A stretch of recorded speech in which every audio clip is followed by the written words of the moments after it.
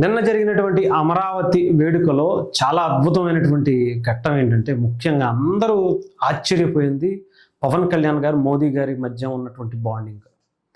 అంటే అక్కడ కొంతమందిని పవన్ కళ్యాణ్ గారు తగ్గించే ప్రయత్నం చేశారు. లేదంటే ఇన్విటేషన్‌లో ఆయన పేరు రాయలేదు, ఆయన ఫోటో వేయలేదు. ఇలాంటివి ఎన్నెన్నో చేశారు. కానీ పవన్ కళ్యాణ్ గారి స్థాయి, ఆయన స్థానం ఎప్పుడూ చాలా ఎక్కువగానే ఉంటది. ఒక గొప్ప స్థానంలో ఉంటది.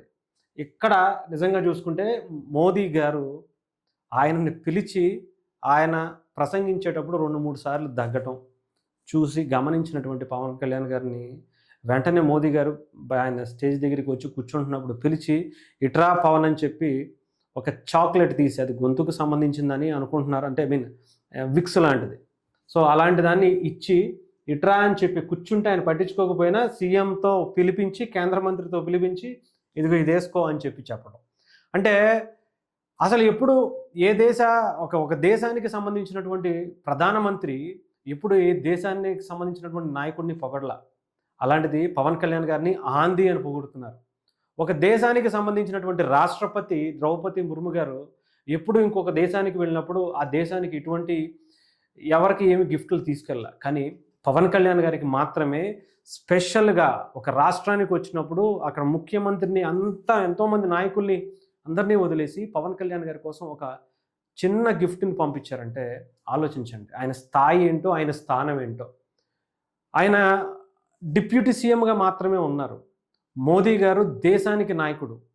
ఎంతోమంది ముఖ్యమంత్రులు, ఉప ముఖ్యమంత్రులు, నాయకులు, మంత్రులు, ఎంతోమంది సెలబ్రిటీస్, ఇంకా పెద్ద పెద్ద దేశాది నాయకులు ఉంటారు. కానీ వాళ్ళందరికీ లేనిది పవన్ కళ్యాణ్ గారి మీద ఉన్నటువంటి ప్రేమ, మోదీ గారికి ఆయనకు ఉన్నటువంటి ఇదేంటంటే నిజాయితీ.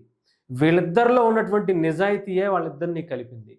దేశం పట్ల ప్రేమ, దేశం కోసం ఎంతవరకు వెళ్తాననేది ఒక బలమైనటువంటి నినాదాన్ని వాళ్ళిద్దరిలో ఎప్పుడో ఎలక్షన్స్‌కి ముందు ఆయన గుజరాత్ ముఖ్యమంత్రిగా ఉండగానే, పవన్ కళ్యాణ్ గారు ఒక సాధారణ నటుడిగా ఉండగానే ఆయనకి వాళ్ళకిద్దరికీ బాండింగ్ కుదిరింది. అందుకనే ఆయన ఒక స్టేజ్ మీద ఎంతోమంది ముఖ్యమంత్రులు ఉండగా ఆయన కాషాయ వస్త్రాలు వేసుకుని వస్తే, "ఏంటి కాషాయ వస్త్రాలు వేసుకున్నావు? కాశీకి లేదంటే హిమాలయాలకి వెళ్దాం అనుకుంటున్నావా? అలా లేదు పవన్, నీ అవసరం ఇంకా ఉంది. గుర్తుపెట్టుకో, ఈ దేశానికి, రాష్ట్రానికి నువ్వు చాలా అవసరం. నువ్వు చేయవలసింది చాలా ఉంది" అని చెప్పి ఆయనతో మాట్లాడడం. అంటే అంతమంది నాయకులు, ఎంతోమంది ఎన్నో సంవత్సరాల నుంచి ఆయనతో స్నేహం ఉండుండొచ్చు.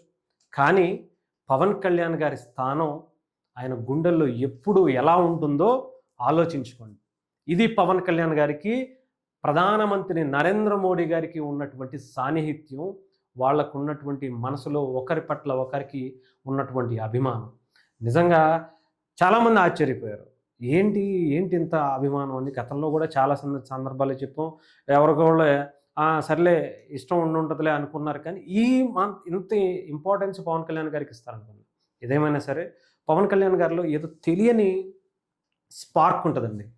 అది ఎప్పుడూ కూడా అందరికీ నచ్చేస్తుంది. ఒక్కసారి ఆయనకి కనెక్ట్ అయ్యామా ఇంకా జీవితాంతం ఆయన వదలలేం.